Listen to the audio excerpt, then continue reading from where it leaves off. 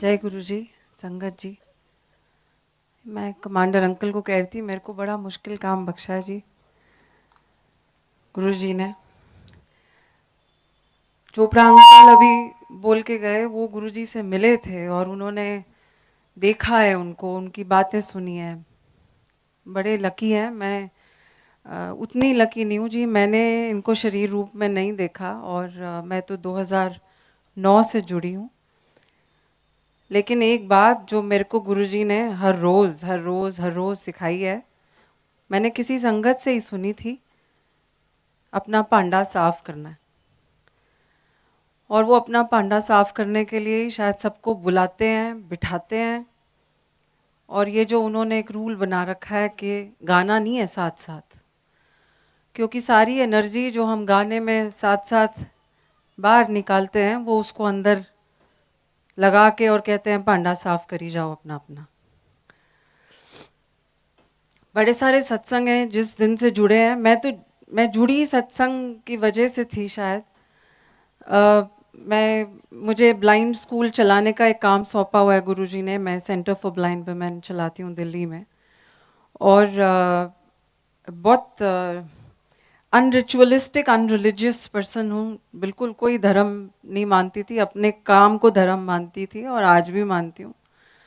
और मुझे मेरे यहाँ जनरल कपूर जो आज एब्सेंट हैं, आई थिंक उनकी जगह मुझे दी गई है, मेरे वाइस चेयरपर्सन है अभी। जनरल कपूर मेरे सेंटर में लाए गए कहीं से और बोले जुड़ूंगा तो फोटो लगाऊंगा पहले यहाँ, फिर मैं आऊँगा आपके ऑफिस में। और मैं बड़ी डाउटफुल, मैंने कहा नहीं जी ऐसे नहीं हो सकता, हमारे यहाँ सब धर्मों के बच्चे आते हैं, स्टाफ है, मैं कैसे किसी गुरु की यहाँ पे फोटो लगाने दूंगी। He stopped. I mean, he said, okay, we'll wait. और वो जितनी बार मैं उनको कोई काम बताती थी तो बोलते थे अच्छा इससे बात करके हो जाएगा। बड़े बड़े पॉलिटिशियंस के नाम भी लेते थे बीच में, बड़ी सेलिब्रिटीज़ के। मैं कहती थी कैसे जानते हैं आप? इस संगत के लोग हैं, गुरु जी की संगत के लोग हैं। And he used to talk about people in the PM's office, he used to talk about major politicians also at that time. तो I started listening to satsangs from him at that time. मैंने उनसे सत्संग सुनने शुरू किए थे। और आज जब मैं पीछे मुड़ के देखती हूँ तो मुझे ऐसे लगता है जिस दिन से मैंने सत्संग सुनने शुरू किए थे, उस दिन से पता नहीं कौन कौन से दरवाजे खोलने गुरुजी ने शुरू किए थे।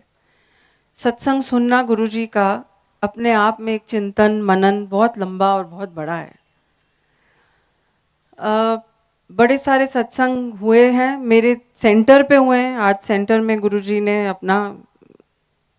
अपने आप मेरे पूरे स्टाफ को अपनी संगत बना रखा है और सत्संग भी होते हैं, मेरे पर्सनल सत्संग भी हैं। मैं अभी छोटा सा ही सत्संग शेयर करूंगी। पिछले साल शुरुआत में मेरी बैकबोन बहुत ज़्यादा, I had a big problem, मेरे बैक में बहुत प्रॉब्लम हो गई थी और डॉक्टर ने मुझे बोला कि हाथ भी नहीं लगा सकते थेरेपी के लिए, आपको तो सिर्फ रेस्ट करना पड़ेगा अभी। And maybe I was tired, I don't know, पर उसने 1-1.5 महीना मैं उठ नहीं पा रही थी बेड से। और फिर उसने मुझे बोला आपको ना हार्मोनल चेकअप कराइए, इसकी वजह से प्रॉब्लम हो सकती है, हमें समझ में नहीं आ रहा आपकी प्रॉब्लम क्या है। तो आई टोल्ड हर, एंड बहुत सारी महिलाएं यहाँ बैठी होंगी, विमेन, जिनके ओवरीज में सिस्ट हैं। मेरी ओवरीज में भी सिस्ट थी और बहुत सालों, 14 सालों से थी। मैं दवाई रोज खाती थी। तो मैंने उसको बोला मेरे को मालूम है मेरे को हार्मोनल प्रॉब्लम है। शी से नहीं अभी आप जाओ, कुछ चेंजेस हो रहे हैं जिसकी वजह से आपको इतनी बड़ी प्रॉब्लम आ रही है बैक में। तो मैं गायनेकोलॉजिस्ट के पास गई और मैंने उनको बोला फिर से चेकअप कर दीजिए जी, they need a report.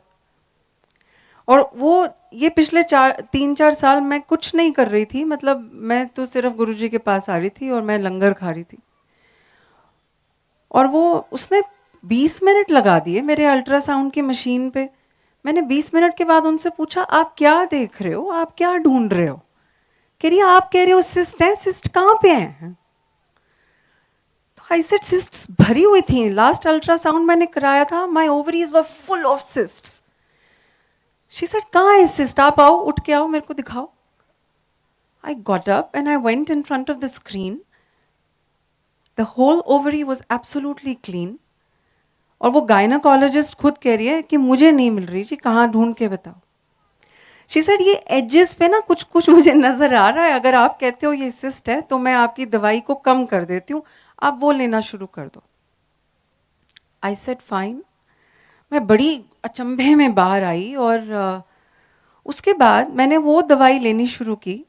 I travel a lot, मैं बहुत ट्रैवल करती हूँ, तो मैं किसी और शहर गई हुई थी.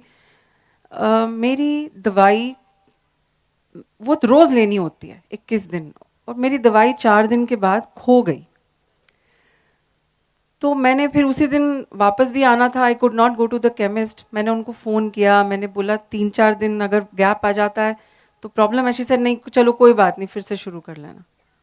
अच्छा, मैंने फिर आके नया पत्ता खरीदा, फिर से शुरू किया.